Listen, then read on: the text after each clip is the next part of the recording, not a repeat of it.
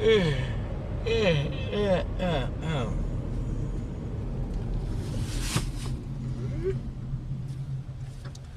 ain't no stores or nothing down here. No.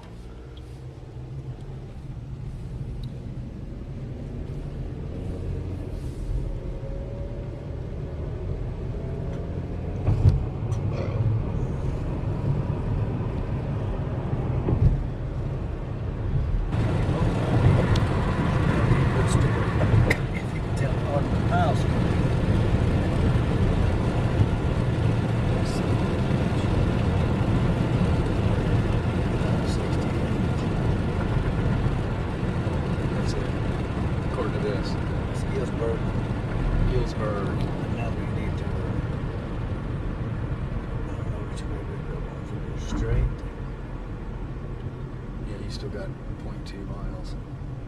They don't say turn, does it? No.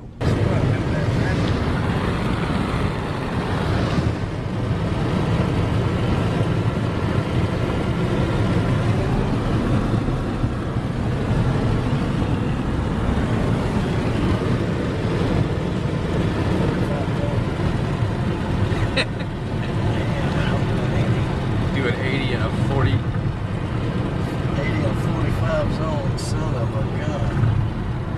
Okay, he said we want to turn left. Right? Yeah. Back on. Yeah, that's good.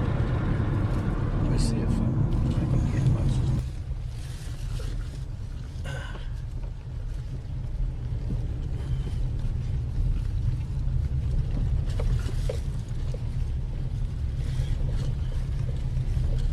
Let me see. Is that the one to take? You come to a crossroads, take it.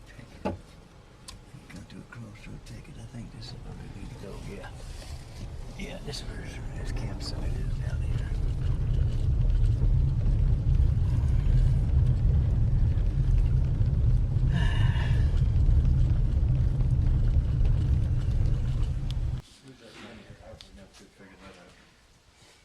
Warm-up band or something to play for you? Possible.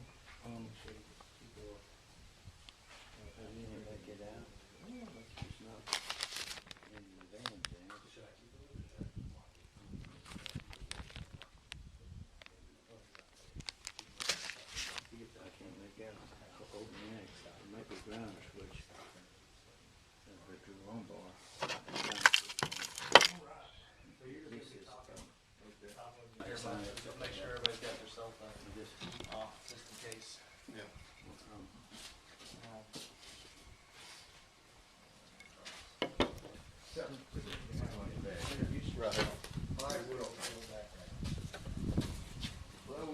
At that time, most of them around here was dairy farms.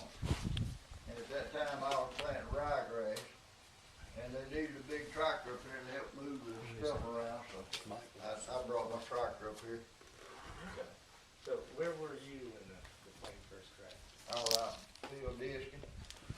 And I didn't even, I couldn't hear anything from the tractor. I never even know what was going on until they come down there and got me when we brought the tractor up here. Who came and got you? Stephen White. How did he? I think he knew it.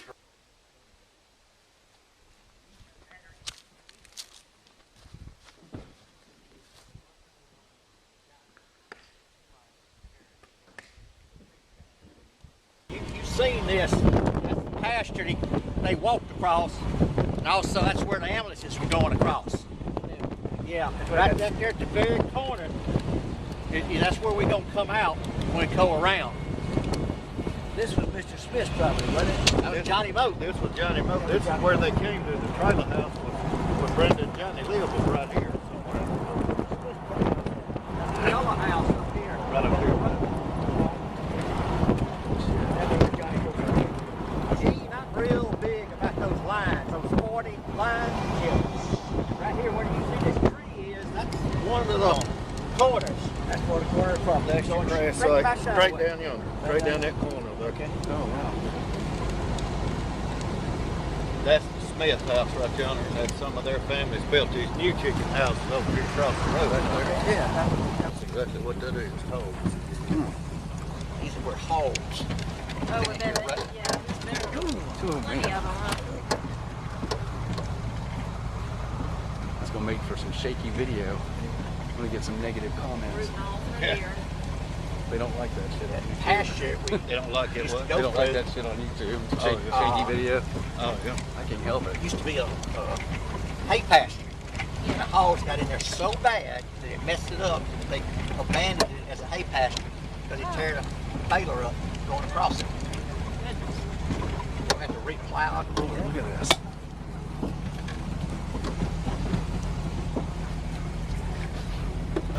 That pasture we come across, Oh yeah. So that, you could get access to the crash site. it'll bring you right up to it. Get you right to the corner of it. With the actual. But then you still have to come across the man that has the actual Exactly. site. Yeah. Yeah. And come deer season, if he's in there, he ain't gonna want you in there. Exactly. Turkey season. I understand. Yeah. No problem. He was here that Saturday. I saw him out on the road. I talked to him. Oh, Is really? it? Yep. You need to take Mr. G and them. They've never seen it. The slaughterhouse up there. I was gonna take him over there that day. Never got to. Yeah. You need to see just up. He Wilson, just up the hill where we're going in that gate. I carried a few folks over there. They took some pictures of it. I check it out.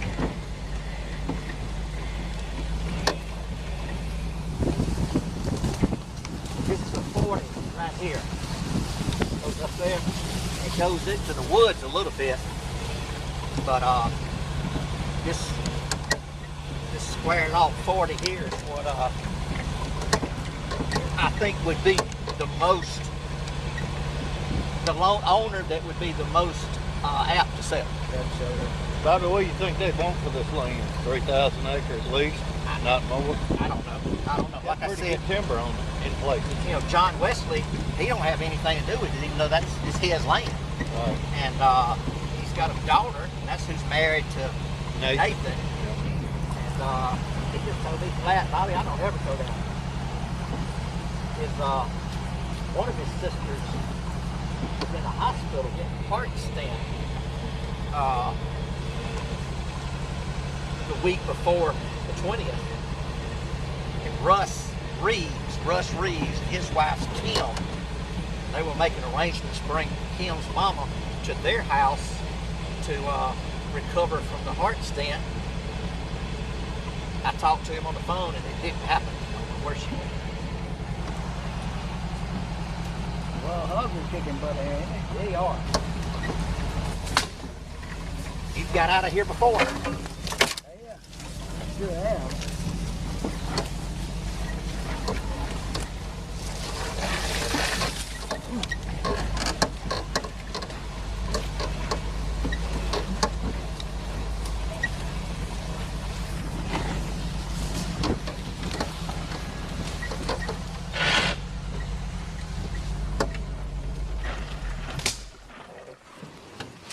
Ten 2177. Somebody carved that the day after the crash.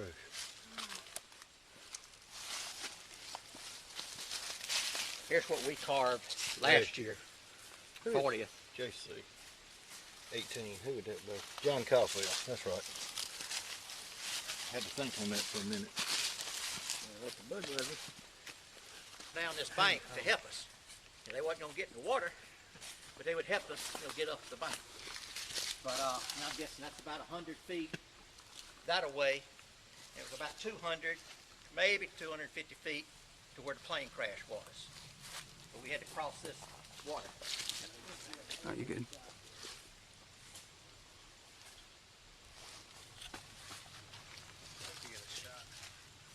Higher bank. Wet.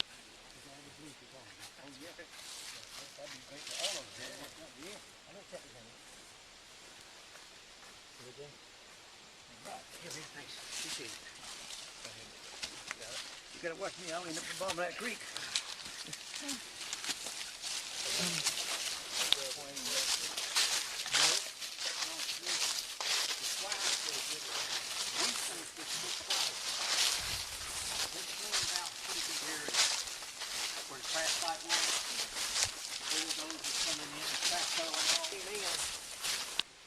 From that angle,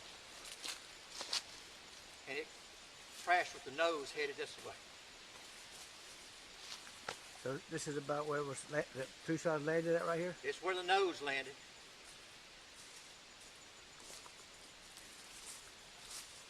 Mike's researched this as much as anybody. What you'd say, Mike? Yep, right about those two big pans right there. Over there. About where Bobby's standing, right about there. Just even with that, about where the cockpit tip of the fuselage stops. Right there. Right in here. You know, it had a scatter field back that way. Caterpillar. You know, the tree tops knocked out, coming in. Come in. Hey, Gene. I want to see. Yeah, just standing there looking over. Anybody out. He was tugging and tugging. And Jamie come along, and Jamie had a little bit, some law enforcement experience where Dwayne didn't have any. And Jamie said, get your pocket knife and cut the seat belts.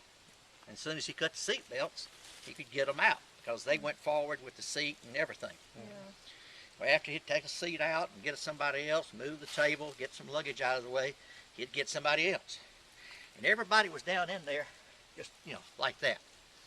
So what he would do is he'd grab them by the back of the pants there.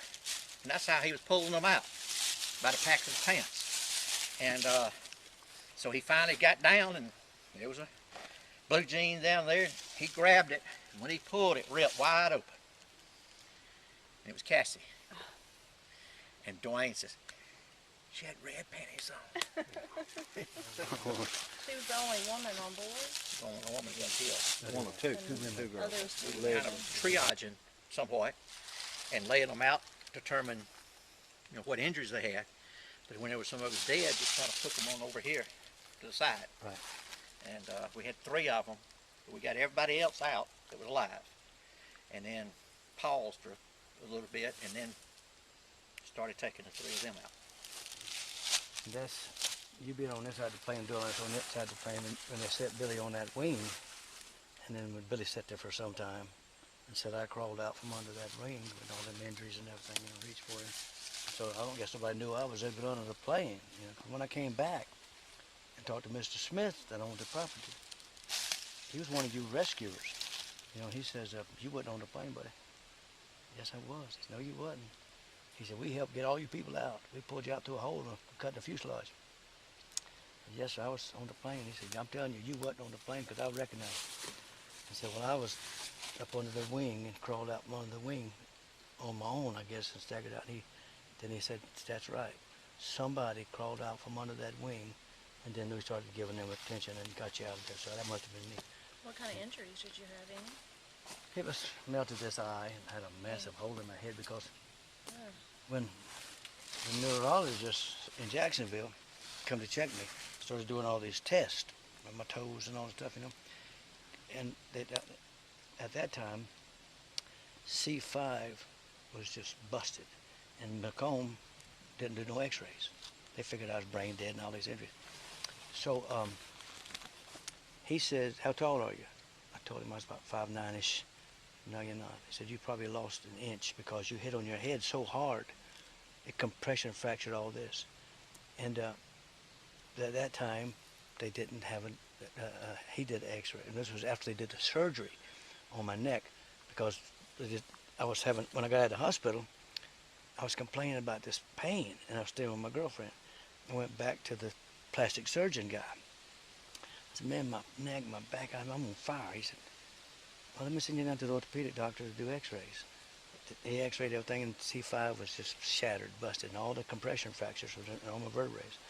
He said, my God, he said, you should have been dead. So they did a fusion and fused all that together. Since then, they fused everything. 3, 4, 5, 6, 7 plates and screws and bolts.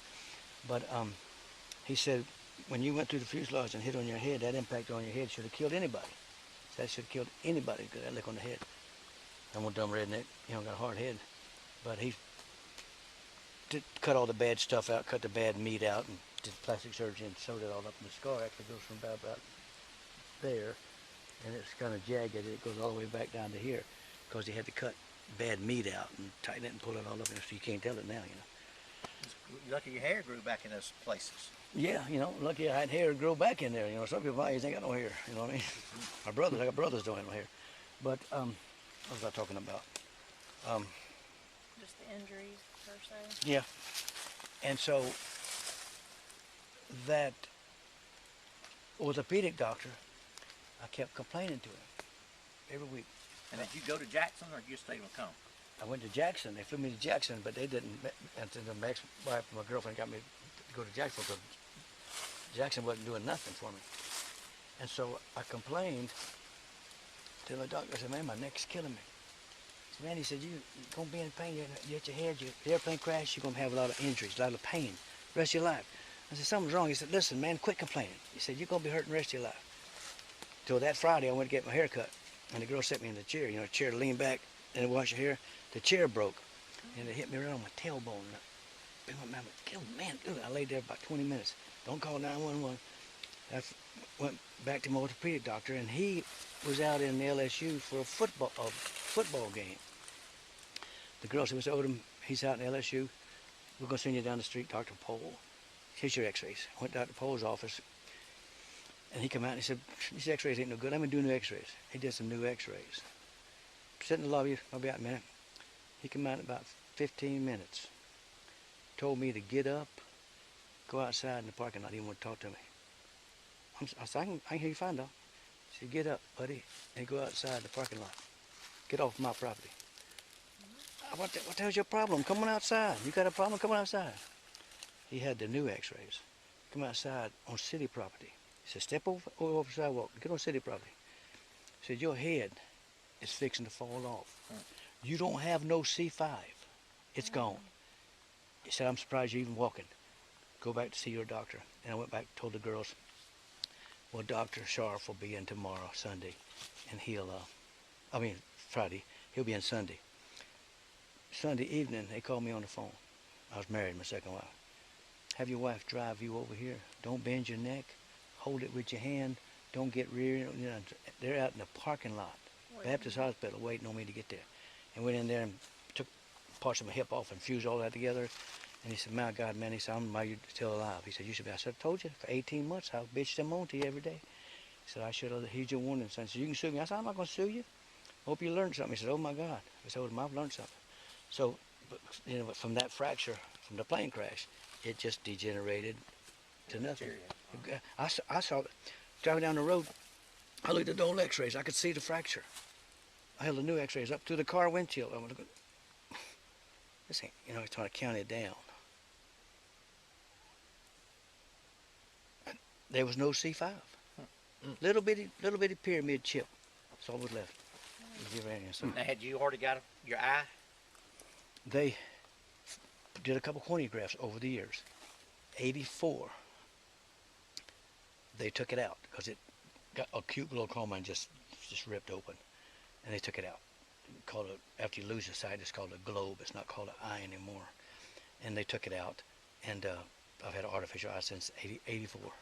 Auto cars. He had a couple of motors, he had some Corvette parts, he had all kind of stuff back there, fenders and stuff like that. He said, "Oh, my shit, my foot's burning up."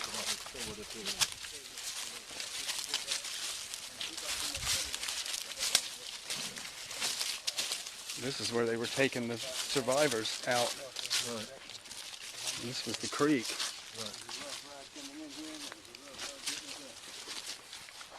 We don't want to go in some people were on the bank directing us to where the best place to enter this creek was.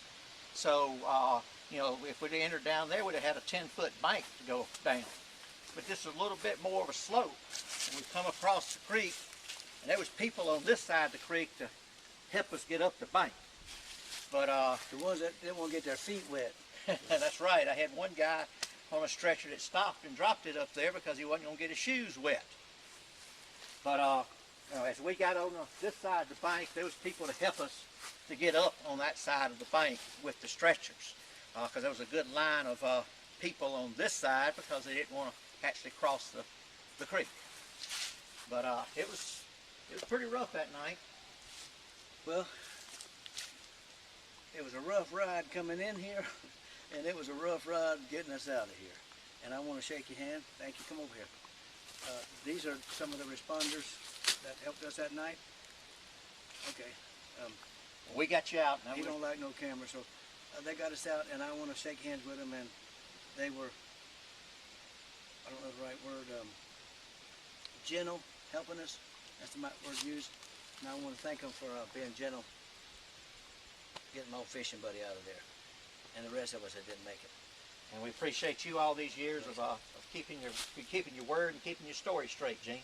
Thank you, man. Appreciate it. It was a hell of a ride.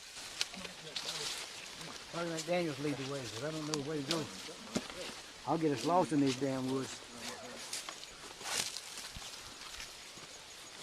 It wasn't this wet back on the 20th.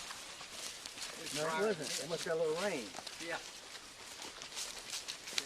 Did y'all film this up here? Did y'all film this? This is what Johnny Moat built.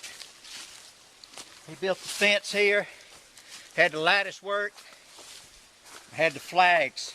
Up here. Okay, I've And seen Oh, that. this Yeah, is when you I've could seen come that. from that way in. Yeah. Yeah. And the story is, people stopped him from working so much to take him to the site that finally he just built this down here, and you could see it from the road, and he'd just point, go that way. Oh, wow. Cool. Start together. Here. This is the stage right here.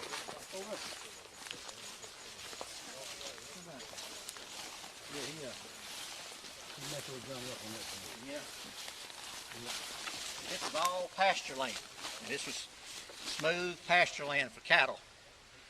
And of course now it's grown up because the chicken farmer, he don't need it. You don't miss no cow. Is this Vietnamese guy? Yeah.